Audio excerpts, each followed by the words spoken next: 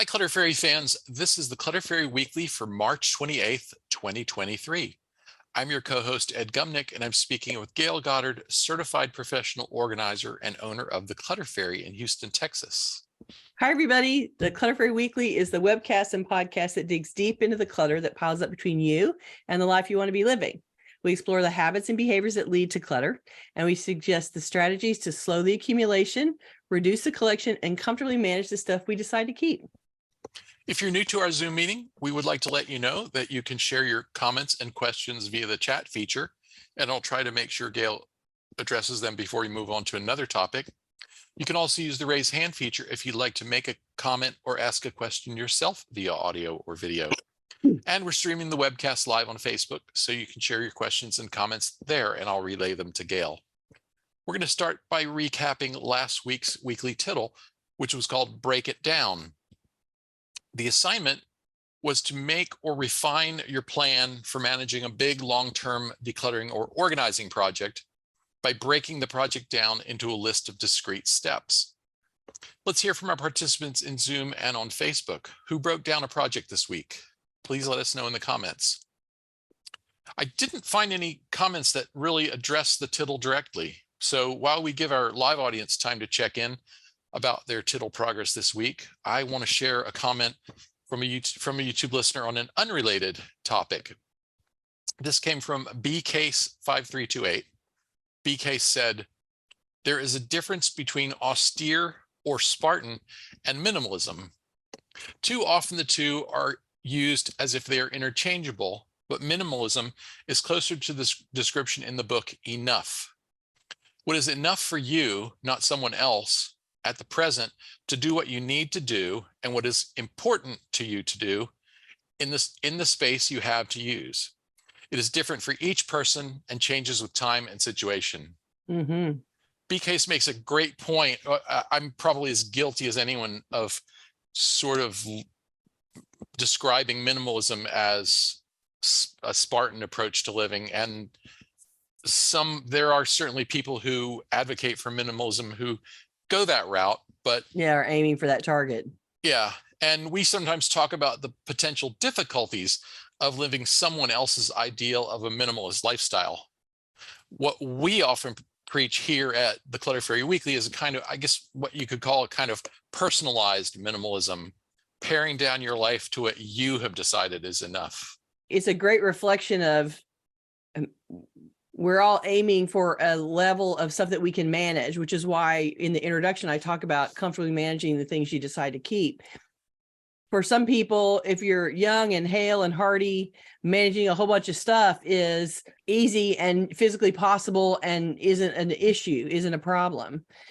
As we get older and we lose some capacities and we slow down and we lose interest, then, the amount of stuff that you want to keep up with becomes less, and you don't want to spend all your energy doing that. And so that target, I think, moves over our lifetime. And where people get in trouble with having too much clutter is they continue to store instead of keep what they need to function. And so to me, minimalism is aiming for the pile of stuff that you can comfortably manage yourself, and whatever that looks like for you at whatever stage in your life. And if you can reach a collection in your home of stuff that you can comfortably manage, then you've sort of reached the right level, right? Like you've reached the place that works for you. And recognizing that place is going to shift over time, and you're going to have to shift and change that comfortably managed target as your life circumstances change. Maybe it's going to get bigger. Maybe you're going to end up with a bigger house and you can have more, or you're going to, get ill and going to have to drastically pare down because you can't manage as much. You don't have as much energy or physical capacity, motion time. You don't have enough motion time to be keeping up with everything in the same way. And so we're always trying to talk about getting to a level that you can comfortably manage, whatever that is for you in your life circumstances. And BCase is making that point generally, which is wonderful. So thank you for sharing. And then we were talking about that book, Ed, but we can't tell which book she's referencing. Yeah. She/he. We don't know which. So BCase, if you are watching or listening, please comment or you could email us at tcfw@clutterfairyhouston.com. We'll go to both of us if you want to email us or leave a follow-up comment on YouTube, because we'd like to know which book enough you're talking about. We found 4 or 5 on various topics related to Oh, yes, simpler we're living. all in the general vicinity of that, but we couldn't tell based on your description which of those many options were the one you were talking about. So we wanted to reference the right book, and we couldn't feel like we could pick one. So let us know. Jane says, thanks for the suggestion to make a plan. This year's project is the garage. Last weekend, I made a list of the categories, steps, and priority of stuff in the garage. This makes me feel more optimistic about my ability to do this. Good job making a list. That's always exciting. And it's not written in stone, right? That list can flex and move as you need it to. And when you find stuff that you didn't realize when you were first planning, you can add things to the list or take things off or whatever. But it just gives you a place to refer to and keep going. And so good for you, man. You're going to find that super helpful as you start doing the work. So yay. M says, making a very detailed list of small steps was rewarding because I get to check off a lot on my list. That gives me a boost to continue. That's a really strong argument in favor of that approach. Breaking 100%. something down into the small, reasonable chunks. I mean, you don't want every single 30-second task to be an item, or you'll spend all your time managing the list instead of actually accomplishing anything. Yeah. But it is nice to break it down so that every 5, 10, 15 minutes, you can go, okay, that's done. Another thing done. Check that one off. That's wonderful. Because you know what? You need rewards, and you can't, when the plan is clean the garage, that's going to be weeks of work, right? And so not being able to reward yourself, check it off until you get that whole project done, that's too long to wait. So being able to do the steps in the middle and checking off the individual steps, it goes a long way towards keeping you feeling rewarded and enthusiastic about moving forward. Connie reports, I had a volunteer assignment to make an interactive walk around my neighborhood, and so I broke it into steps, less overwhelming and lots of fun. Oh, that sounds like fun. How awesome. Walking around the neighborhood, inspecting, I guess. Well, she didn't say, she didn't really describe what the purpose of the project was. Yeah, but how fun. Elaborate. That's great. Go ahead, Sandra. Yeah, I mean, I haven't done anything because I wasn't on last week, so I didn't know what the title was. But you're talking about breaking stuff down. Somebody on this Zoom, since the beginning of this year, mentioned about an app called Google Tasks. I don't know whether they mentioned it in verbal or in the chat. In the chat. But I picked it up. It was relevant to whatever was being talked about that way, and I picked it up and found it, and I've been using that since. And I can have like a list of stuff that I have to do, and then I've got it split down into my care staff and I can just add things what they have to do, and then they just put a little tick in. Well, they just press the thing on the box. Yeah. Tick it off. And stuff. Yeah. And I've since whoever it was, and I'm sorry I can't remember who it was who suggested that, but it was somebody from this group. But thank you so much. It's been so brilliant and so helpful to me. And of course, because it's Google, my staff can access it on their phones when they're downstairs in the kitchen and what have you. So they can just access it, and I can just add stuff, and they can tick stuff off, and I can see it's gone and been done. And was it you, Samudra? Was it you who? Oh, sorry, you were just being very enthusiastic. She was just waving. But it's just whoever suggested it. It has just really revolutionised not just my sorting, but my staff doing stuff. Yeah, for me. you manage a team, and so it helps you manage the team. It does, and it's just so brilliant for sorting and just enabling my staff to help me live a life. So thank you. So that's wonderful. That's really great. Thanks for the report. iOS devices and Mac operating system, the Notes app works that way.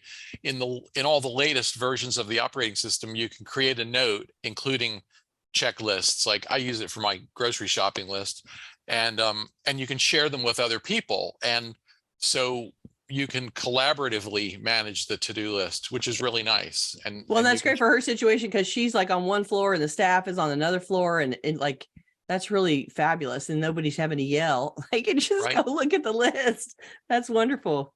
What I love about it, and the reason I'm so excited, is that this is what Sandra is good at, is IT. And she's so much more, you are so much more alive than I've seen you be. It's like you've regained your power by using this app, because you're Oh, good at isn't that technology. lovely?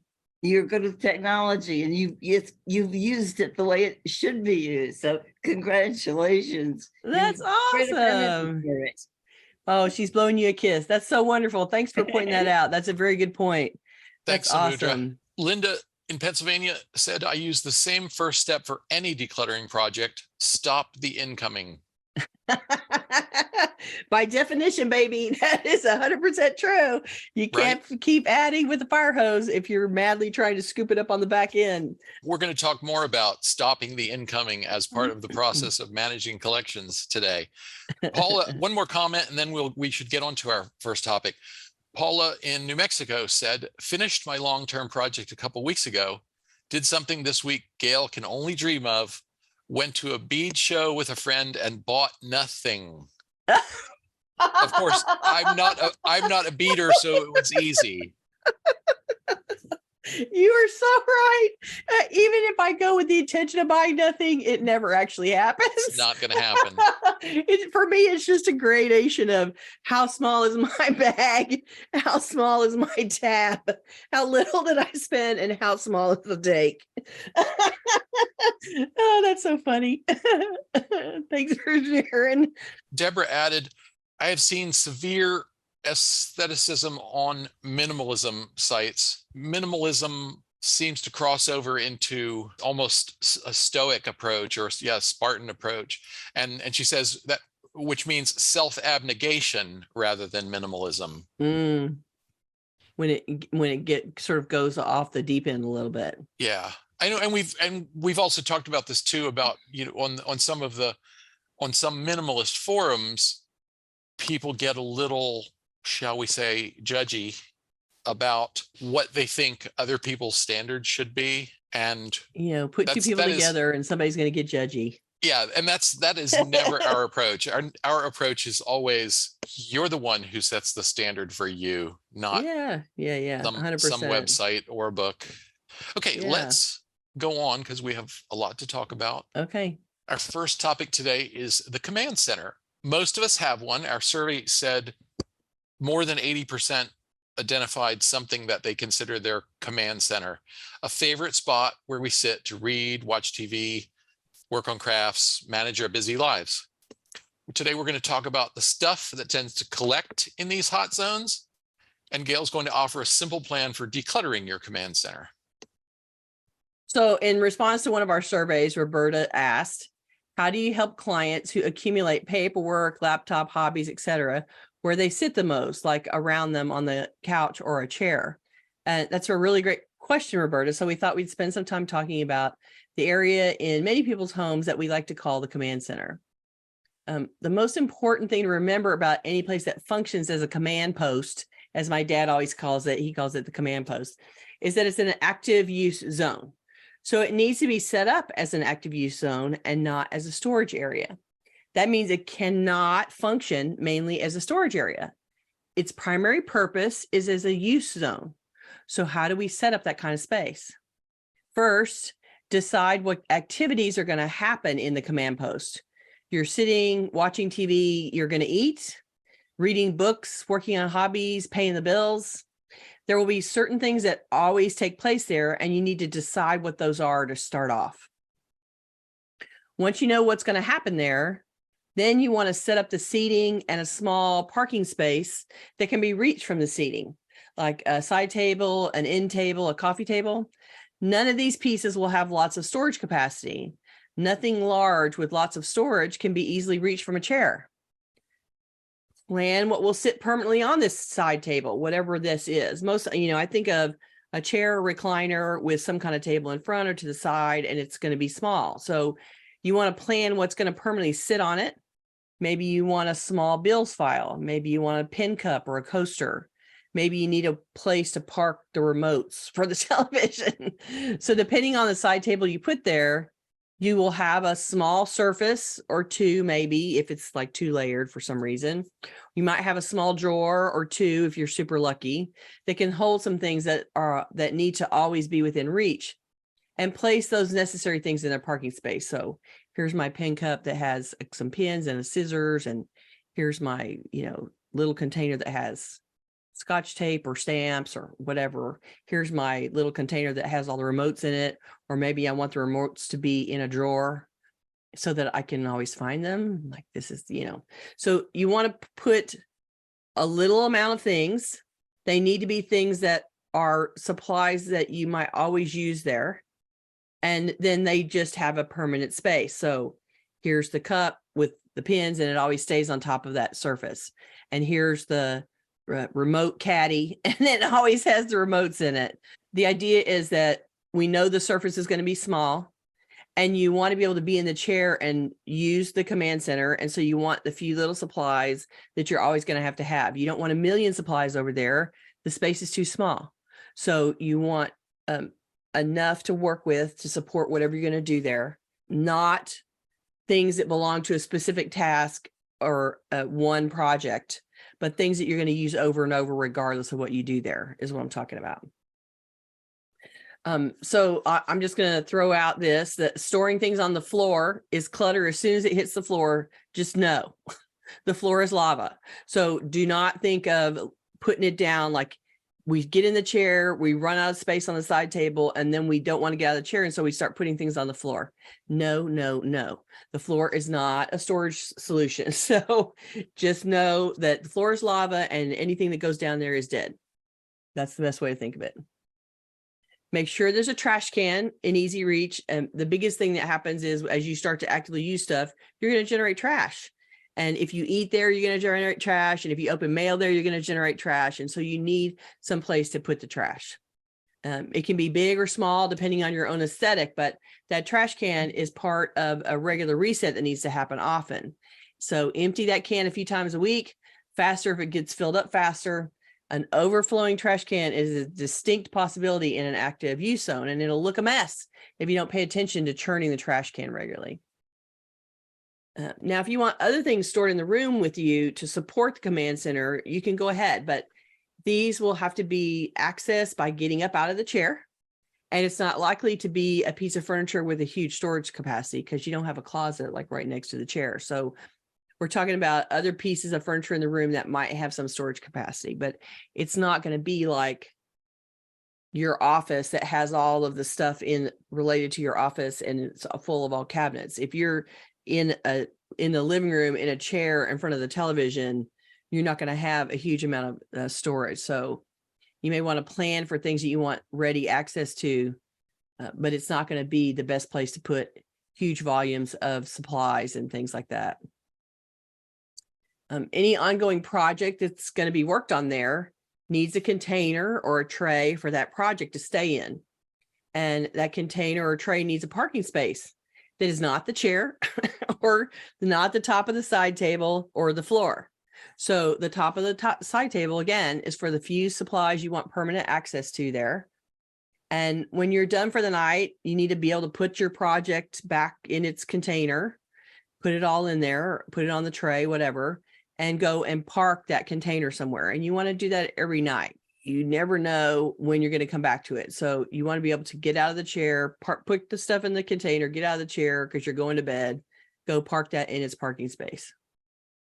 And this is a good use of some random storage in the room with you, that it has parking spaces for the projects you're working on, not for a bunch of stuff, is my point. So the moral of the story and the conclusion of all of these points is this: an active use zone has to be reset. It has to be done very often for it to function well and to not be a constant, cluttered, chaotic mess. So it's best to reset it every night. Take any clothes and shoes out of the room when you have a minute. If you're regularly eating and drinking there, you need to take those dishes and the trash out of the room when you're done, or at least at the end of the night. I once saw the game station of a teenage boy that was surrounded by literally dozens of empty soda cans. He never took any trash away from that area. It was a serious biohazard in there. Stuff growing in the cans, sticky puddles where the cans had knocked over and the last bit had poured out. It was just gross. So don't be a teenage boy. Remove that trash and get it out of there. Whatever activity that you worked on in the command center needs to be reset when you stop every time. If you just set it aside on the floor or shove it over to the table 2 nights in a row, you've already got a cluttered mess on top of that table. So there's no room here for leaving things out until the next time, because you think it'll be tomorrow, but how often do you get to do what you planned on any given day? So put it up every night, pull it out again tomorrow, or whatever day you can get back to it. In the meantime, store it in its regular parking space, either on the table if it's one of those permanent supplies, or in a drawer or in another space in the room. A command post works great and it provides great ease of use as long as you respect what it is and what it isn't. You can't create a command center and then just store an ever-growing collection of stuff around it. That means it's a storage area instead, and it can't function as a command center. It's no different than the kitchen sink full of dishes. If you wash and put away the dishes every day, the sink can continue to be used every day for its many purposes. But if you store an ever-growing pile of dirty dishes in the sink instead of cleaning them and moving them on, you can't use the sink after a couple of meals. And the same is true for a command post. It's got to be reset for the next day's use as a matter of routine. And so keeping that parameter in mind is the most important thing to remember as you build this place. And any other, if you're going to hobby in some place that's in front of the TV, you're going to have your hobby supplies in another location. You're not going to be able to have them all around you in the command center. And one of my original clients, she has a bad back. And so she has one of those recliners that swings around so she can lay down. Basically, it lays her down for a while. And she swings back up. And she has one little side table on each side. And it's constantly buried in an ever-growing, teetering stack of stuff. And then there's stuff in front of both of those tables on the floor. And so it's constantly, it looks like a gauntlet that she runs to get through the stuff to get into the chair. And I always imagine that must make it really hard when she needs to lay down and relieve her back. And she's like climbing through all the stuff to get to the chair. And, I do my best to reset it, but I'm not there every day. So it's going to be up to you to reset it every night. Pat said, I used to reset my living room and kitchen each night before I went to bed. I need to get back to doing it. Marty said, my bed is my command center extension area. That is something we have to kind of guard against, is having your command center grow beyond the confines of 1 or 2 rooms. Right. And Marty also said, my dining room table is my remote command center. Oh, there you go. That's the second location. And I have to say about the beds, I've known people, I've had clients who, because they live alone or they sleep alone, they sleep on one part of the bed and they consider the other half of the bed the command center. And so it's like this huge stack of paper and shrapnel and clothes and whatever. And it's like they're sleeping with another person made out of stuff on the bed. And that to me is like, wow, I don't understand how that's okay. I would find that very annoying and distracting. And as much as I move around in the bed, I would just end up making the stuff fly off the side of the bed in the night. But I'm always quite surprised that people sleep on their half and they somehow don't disturb the pile that's on the other half of the bed. I don't know how they make that happen, because I would never be able to do that. But the pile it's like it's grown up out of the mattress and it's there. And that's, I'm always surprised by that as a command center alternative. Anyway. If you're sitting in your command center and you look around you, what do you see? And some of the answers were more or less what we expected. The biggest one was electronic devices or accessories. Papers to be filed is a big category. And that was let's see, 30, I don't know how many answers we had, but 33, that's probably about half the audience said they had papers to be filed in the command center. So that's sort of interesting. And what I do in my command center is everything that I put up there that needs to be filed, I pick it up and it goes down the hall at the end of the night because to a bucket that I'm going to file out of. And so I have one that's for personal and one that's for my business. And I pull those things out of my purse, or I process the mail, or I pay a bill or something. And those receipts, I need to save the paperwork. And it comes down the hall every night because I have 2 cats. And if they sit around on the table, it doesn't take, 3 pieces of paper for it's all getting ready to fall down. And if the cats walk by, forget it. The tail is going to knock it off. So, right. And you don't want to, there's also a trash can there, right? If I lose control, some of them might end up in the trash can. So, it's not worth it for me to try to keep the papers from getting lost by waiting to file them by sticking them on the command post. So that's one of the resets you need to do. You need to take those 3 pieces of paper and walk them down the hall and put them in your, near where you're going to file so that they're not in the way and they don't make using and accessing the things that are on the side table difficult because I got a bunch of paper delicately balanced on top of them or wedged in somewhere. Right. Now, there are things that we expect to find like remote controls. Well, obviously, if you're watching TV or listening to music here, you're going to have some remotes. Yeah. But also books in progress. It was a big answer. And it's another area where I would encourage people to look at how are you actually using the space, because do all of the books that you're reading right now need to be there, or is there another more logical place? Could you dedicate a section of your bookshelves to these are ones I'm actually reading? They don't all need to be on this little table next to me. Yes. And if you I don't ever read more than 1 book at a time. Some people do jump between books. And so if you're a 1 book at a time person, you can have a parking space on this table in the drawer on the shelf that is the current 1 book. But if you have 6 books, then that's a pretty unsteady tower when you stack them all up, and you don't want them. You can't really access the things that you need on the table, the permanent park stuff, if there's 6 books standing in front of them all. And if you're sitting them there until you have time to read them, then they're going to be there for months while you get through these 6 books. And so that's an example of a project that needs a container and a permanent parking space. And so Ed's suggestion is there's a bookcase in the room that has the books that you're working on, and you can go over and get the 1 book that you want to read that day and read it. And then when you get up to go to bed, you can go put it back on the bookcase. Or if you're a 1 book person at a time, you can open a drawer on the side table and put that 1 book in there until you are ready to come and read it again.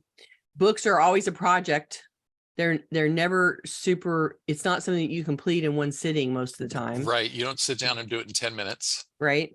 And so you need to recognize that consuming that book is going to take you some time. It's certainly going to take more than 1 day. And so you just think of it as a project and treat it and store it like a project and put it up every night. And then when you have time to sit down and read again, you can go get it back out. And the 17 books that you have in line that you're going to read next, they don't need to be on the command post in the command post. They need to be in some kind of parking space in the room waiting their time in line.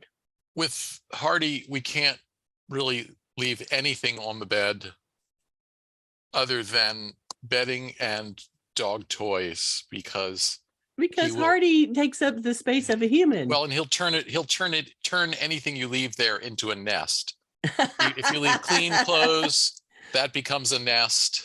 Like, daddy's just been making it cushiony for me. Yeah. We'll talk some more about the command center when we get to the Tittle. Okay. We'll talk about more specifics about things to get out of your command center. But let's go on to talk about our second main topic today. Even the most perfectly organized space, and hardly any of us have that. Right.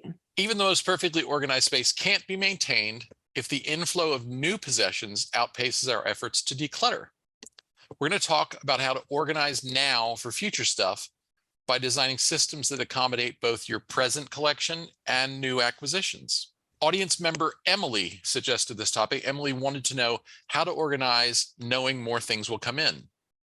Emily's question highlights the disconnect we often experience between the idea that an organizing project has to deal with a finite set of stuff and the reality of our lives that some of our collections will continue to grow even as we're trying to figure out how to refine, organize, and store the items. So we asked our audience to think about a large category of stuff or collection they're managing, and then select the statement that best describes their approach to keeping the category organized. 17% said that they've designed a storage system that includes space for future purchases, and 8% said that they maintain a strict one in, one out policy to keep the category from becoming cluttered. But the option that received the most responses was, I shop without regard for how much I have already. So the category tends to grow out of control, which came in at 20%. And 9% said, I buy new stuff until my storage system is under stress, and then I purge to make room for additions. So we're going to talk today about aligning your systems and processes for managing stuff with your habits and routines around acquiring new stuff to hopefully set you up for some success around this. Being able to add new things in the future assumes a level of empty space in the present. If you have an overstuffed area, closet, bookcase, pantry that's already overstuffed, then you're already out of storage capacity. And getting it down to 100% full instead of 150% full doesn't really help because you still have no empty space to receive anything new. So first off, you have to declutter from overstuffed to partially empty to be able to add anything new in the future. And that means all of your storage areas need to have some empty capacity in them. Some rod space in the closet or shelf space in the closet, some empty space in a cabinet or a drawer, or an empty space on a bookcase. It also means planning space for volumes that you typically buy. So if you always buy 4 12-packs of soda when you go to the grocery store, that means you need a parking space for those 4 packages when you're fully stocked up. So what about that huge paper towel package with 18 rolls? You know, it's like this big thing of 18 rolls. When you buy that, you need space to park that container, or you need space to unpack that container and stack those 18 rolls. So that space should slowly empty as you use up the paper towels, instead of the paper towels sitting around until you've used enough of them to fit into the space you have for them. That's backwards. So you need to have empty space to receive the 18 rolls you're going to buy. And then that space slowly becomes empty as you use them. That's the goal here. A pantry should have space for what you typically buy. And as it gets used up, your pantry should be revealing empty space until it's time to buy again. Now, closet functions the same way on a longer loop. When you go shopping, you need to put those clothes away. So either you have empty space to use, or you have to remove stuff to create the space. That's why it's best to declutter below full capacity, so there's some room to add. And then you can still take more things out when you're ready to refresh your empty space. You don't have to do that in correlation with shopping. You can go back and take things out regularly as well. So a hobby, if you have a hobby like me, you have a much faster accumulation rate usually than other kinds of shopping. And we gather supplies because they're cool and interesting, and we have no plan to immediately use them. We're just buying them because they're cool. So planning for that growth is how hobbyists go from a corner of a table to an entire room devoted to the hobby. So I wouldn't go that far until you're more certain about how much you like a particular hobby. But once you're sold on it, then designing a space for what will be an ever-expanding collection is only going to help you. Assume the collection will get bigger and set up storage that has tons of empty space to begin with. Trust me, you will use it up and you'll need to edit your supplies and expand your storage eventually. But that's how my living room is half bedroom and half living room, because that is a long-standing, many-decade hobby of mine, and I have an entire storage worth of supplies. And so somebody could take my supplies and open a store with them. And so most hobbyists get to that point if they enjoy being creative as fun. And so it's just going to be something that you have to plan for. And of course, you're going to have parameters around how much space you have, depending on how many people you're living with and what other kinds of things are happening in the house. But it is going to be a collection that is going to grow fast and is going to need space to grow into. And then the last thing I'm going to say about this is that maintenance mode around this concept is really simple. When you're adding new, it's time to find something to release so that you maintain the volume of stuff that you're comfortable managing and maintain a level of empty space that allows you to receive and makes it easy to put things in and out. And so some people try to store up to 100% of capacity of whatever storage system they have or use, cabinets, drawers, whatever. They fill it 100% and call it done.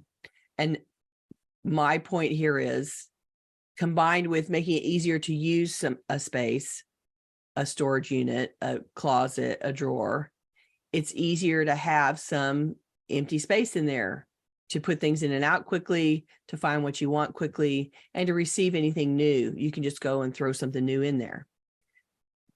It's important to aim for some level of empty space, which is what makes the storage areas function manageable. Amanda says, I found myself not buying anything because of all the things I already have. It makes for a stagnant life. I hope to do away with what's not relevant so my home can reflect me right now. Exactly. And, over time, we find out that, the thing that we bought 10 years ago isn't really, doing it for us anymore. And sending that, you don't have to store it. You don't have to keep it. You can send it on down the road and not have it take up space that is, essentially it's using up space you need for something else. And it's causing you trouble because you don't actually want it or want to use it. Pat says, I'm trying to eat down my canned, dry, and frozen food and just buy a few fresh items each week. I'm doing well with this project. I've gotten good at walking down the grocery store aisle saying, I don't need that to myself. Good mantra. I love it. I don't need that right now. I don't need that right now. Never mind. I have to tell you that while I was homesick, I had a lot of chicken rice soup. And I went through everything possible in my pantry because I had zero energy and zero will to do anything else. And I just kept wandering over and taking the next soup can out of the thing and eating it. And, there's lots of holes in my pantry right now. And I'm okay with that. Like, I'm just leaving it there for the time being. And, there's always another trip to the store. There's always food next week. And so you really don't have to have 4 million containers. And having lived through the pandemic and supply chain interruptions and scarcity, nobody actually completely ran out of toilet paper. Nobody went without food. They occasionally found it hard to find toilet paper, and particular food. Right. Yeah, People like they ran didn't out get of 100% exactly what they always wanted to have, but nobody actually was unable to get any supplies at all. And so if the pandemic and all that, 2 years worth of disruption didn't do it, I'm pretty sure you're going to be able to go down to the grocery store whenever you want. And you can let the grocery store store the food instead of you storing the food. I think it would be interesting to maybe we'll ask some survey questions about that. How have your, what habits changed for you during the pandemic, and which of them have gone back to the way you did things before, and which ones are you maybe still working in pandemic mode? Right. I would say I'm still trying to grocery shop less frequently because it's just sort of to minimize the exposure and to try, and also for the efficiency of trying to get it all done at once. Yeah. But the danger to that is then I end up with too much, more than fits comfortably in the pantry with air to be able to move things around when I need to find something. And your pantry, you're using a piece of furniture to store stuff. Like he has a cabinet, a unit that has shelves and doors that he's used to put pantry stuff in. And so he's adapting a smaller kitchen for that. And so your capacity is limited. Like, you don't have a huge kitchen with a big island in the middle and 400 million things in a walk-in pantry. Like, not everybody has that. And you're dealing with a different setup now than you've had in other houses. And so the volume that you need to manage has shrunk to go with this house. Well, or it should have shrunk to go with this house, but I fear that thinking about the category of stored food, I would have to say I would have to answer, I buy new stuff in this category until my storage system is under stress, and then I purge to make room for additions. And then you I'm eat afraid. some food. Then you eat some food, yeah, or make a plan to cook. Exactly. Oh, how funny. I keep way less than I ever imagined when I go to the grocery store, because I hate going to the grocery store so much. I just hate it. And so I go and stock up on stuff, and I have to buy a certain amount of fresh because I can't have fresh for 2 weeks and eat it all without some of it dying. So I buy fresh for a couple of days. And then what I eat for the rest of the time is stuff that isn't fresh, because it's the only way that I can stock the freezer and the pantry and be able to eat and not have to go to the grocery store for 2 weeks. Yeah. Lizard has her hand up. Hey, Lizard. Go ahead and unmute yourself, Liz. Well, I get my meals delivered. Oh, I put them in the refrigerator on Sunday. yeah.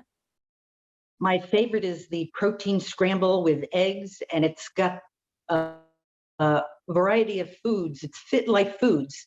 It's like restaurant quality. There's no dishes to wash. They don't pile up. And it's right there, Right. ready for you, and it lasts for a week, and it's every Sunday. That's Other great. than that, it's Instacart. Right? Yeah. Instacart And I for didn't know I had delivery. my hand up, but I'm glad I got to say something. Oh, you did have your hand up. We respond to those little hands It's a that new pop thing up. here. I'm glad you did. Thanks. Yeah, this is where I'm moving into. This is my home I've been working on for 5 years. Well, I'm exaggerating, but anyway, I don't know if you even heard that. Oh, you're in the home now that you've been moving into. Is that what you're saying? Yeah, I'm sorry I can't hear you because Oh, no worries. No worries. anyway, We'll come back. Okay. Okay. What else? Anne says, I buy food once a week. I buy no canned goods. I buy 1 package of 6 drumsticks, 4 pounds of 3 different vegetables, plus some onions and celery, and whole ginger to peel and chop and use for flavoring, and cook all the veggies and herbs all at once and keep it in the fridge. Oh, I also buy a 2-pound bag of shelled pecans sometimes and a jar of almond butter sometimes. I wish that we could get ourselves into a routine like we have for the dog, because what we do we do a mixture of dry dog food and what we call Hardy has his own, chef recipe. artisanal dog breakfast, Yes. which I cook in the Instant Pot about every 3 weeks. I make a big batch of ground turkey, brown rice, oatmeal, green beans, carrots, and something else. Oregano. See, we do this for our dog and Oregano. cats, and we don't do it for ourselves. Yeah, it would make a lot of sense to do something similar for myself. Now, dogs are unlike humans in that dogs want no variety. Yeah, right. They don't care know? if it's the same thing over and over again. No, and in fact, I think the research indicates that dogs would prefer if nothing ever changed. They're creatures of habit, and they like the certainty and constancy. Yeah. Whereas humans like a little variety in their diet. Daddy cooked for the puppy. That's so nice. I want to take a moment for a special announcement, Okay. which is we want to say a special thank you to Sally for becoming our newest Patreon supporter. Hi, Sally. Thank you so much for joining us. We appreciate it. We are actually working, well, I haven't even told Gayle this. This is news to Gayle as well as to everyone else, but I'm actually working on trying to come up with some special things for our Patreon supporters. They've been very patient with us while we've given them nothing particularly for them, but I'm working on that. If you'd like to help support our efforts with a recurring monthly donation, please visit cfhou.com/Patreon. Contributions help us offset the costs of producing the weekly webcast and will help us fund new projects in the works. Thank you for your support, Sally, and all of our generous underwriters. We appreciate you so much. It helps us put this on every week. We're super grateful for it. Thank you. Deborah says, I make doggy biscuits for friends' dogs. I bake more for them than myself. Ah. I did it a few times, and he's so picky. He didn't like the dog biscuits I made. So I was like, He's like, fine then. I understand why he likes the $11 dog biscuits from the fancy boutique pet store better than the ones that Daddy made at home for 23 cents. Right. Oh, that's so funny. He's like, just pony up for the biscuits. I'm not eating your stupid homemade biscuits. Anne asked whether our dog likes this mixture, and he does very much. In fact, yesterday we had run out, and so I didn't have any for his breakfast. And I gave him a bowl of dry food, and he looked at me like I had, hit him with a stick or something. Yeah. Really, Daddy? There's no turkey here. He had to have breakfast for dinner yesterday. And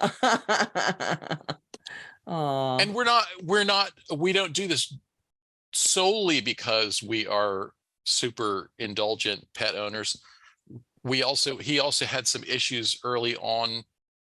He had stomach issues, digestive issues. Well, just things that indicated that he needed more fiber in his diet than the standard dog food was giving him. So the green beans and carrots are helping make up for that, and the oatmeal and all that. Linda said, I heard about a family who had 1 month per year, which they called Eat Ourselves Out of House and Home Month.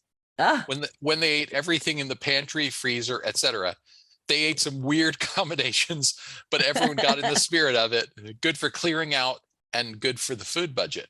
Right. And I love that that's like a great way to reset the pantry, right? To like pull everything out and use it up and make sure that you don't have things lingering in the back that are about to expire, and it gets rid of it. And yeah, everybody likes to have something new and fabulous at every meal, but sometimes you just need to eat the food you got and get it out of there.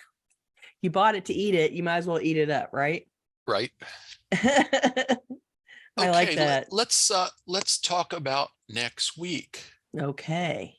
We're going to be back next week at the usual time, Tuesday, April 4th, noon, US Central Time.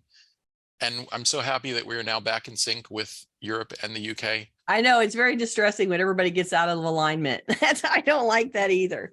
What we are talking about next week is Gayle's report from NAPO, the NAPO 2023 conference. Gayle will give Las Vegas, baby. The skinny on what's new in the organizing industry. And then we're also going to examine a case study in Tetris organizing. So tune in next week to hear about that. We're going to talk about what happens when you're constantly shoveling things around and reorganizing them and having to move them around to get what you want all the time. We're going to look at that in more detail. Why don't you give us the tittle? Okay, this week's tittle is called Ready for Action. And what we want you to do as an assignment this week is to design the reset process for your command post. So wherever you are sitting, we're going to assume that most of you, whether you've thought of it as a command center or a command post or not, there's some place where you're sitting and actively doing stuff, and it's surrounded by shrapnel, and it has things in the way, and it has work in progress and that kind of stuff. And so we want you to go and reset that space. And as you do that, go put things away, go take the trash out, go take the stuff that doesn't belong there, and go put your clothes and shoes away, go put the food dishes away, all that kind of stuff. Whatever's in there that doesn't need to be there, pick up the stuff off the floor and move it away. And re-examine your command post for once you've stripped it down to the bare stuff, then let's set it up to design and support what you want to actually do there. So like we talked about earlier, what things do you need to do there? What things do you actively like to do there? And then what small amount of supplies support you doing those things? And what kind of storage do you need for the projects that are in process? And make it function better for you. It's probably a space that got set up by default or by accident. And so we want you to think of it as a project now to design this space thoughtfully based on what you actually want to accomplish there and what will be useful for you to be able to do there. Clean it up, set it up, and then come back and tell us how it went. All right. Thank you very much. I think people can particularly focus on what do you see here that really doesn't need to be here. You know, if your routine is I file papers once a week on Saturday, where can those papers go until Saturday that is not your command center? Yeah. If you're one of the people who only manages the unread mail less than once a day, can it go somewhere else? It Can the doesn't need books to that you sit haven't in finished, a teetering pile. yeah, can your unfinished projects wait for you somewhere else other than maybe the one that you're most focused on at the moment? Mm-hmm. Okay. If you are watching this on YouTube, we would love for you to join us live. To get notifications about upcoming events, we invite you to join the meetup group by visiting cfhou.com/meetup. You can also follow us on Facebook by visiting cfhou.com/Facebook, or join our mailing list by visiting cfhou.com/subscribe. I want to talk for a moment before we close about this last week's survey question about mutual support system. We didn't talk about the results, and I haven't yet figured out how to share the results in aggregate in a form that will be useful. It was a whole bunch of questions, a whole bunch of options that you could rank from most helpful to least helpful. Mm-hmm. And Gayle and I will talk through them and Mull it over. Figure out what we want to do with this input and share it if I can figure out a way to share it. But I didn't want you to think we ignored you on that question. Okay. On your answers to that question. We love to hear from you, so please keep your questions, comments, and topic suggestions coming in YouTube, on Facebook, or anywhere that you find us. You can always reach us through our website at clutterfairyhouston.com. Thanks for joining us every week. You know that we love you so much, and we really appreciate that you play with our surveys and you come and listen to us talk, and we're so glad that you're here. So we hope to see you again next week. Thanks. Bye-bye. Bye.